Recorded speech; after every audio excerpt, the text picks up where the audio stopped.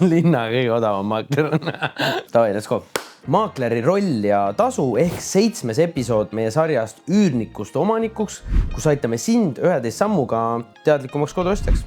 Esimene asi on turuteadlikkus. Hea maakler oskab sulle soovitada täpselt sinu vajadustele ja võimalustele sobivat korterit. Ta teab, mis on selle aus, õiglane turuhind ja leiab sulle selle kas avalikest pakkumistest või mitteavalikest pakkumistest. Ja need maasikad liiguvad just viimases. Teiseks aitab ta sind terve protsessi jooksul kontaktidega. See tähendab seda, et kui sul on vaja sisekujundajad, ehitajad, tahad endale selle stripiposti ikkagi magamistuppa või on eriti pekkis ja juristi on vaja, siis kõik need on sulle ühe telefonikõne kaugusel. Kõige skandaalsem punkt. Maakleri tasu. Eestis maksab maakleri tasu müügi puhul siis müüja, see jääb 3 ja 5% vahele, ostjale mingit kulu ei teki.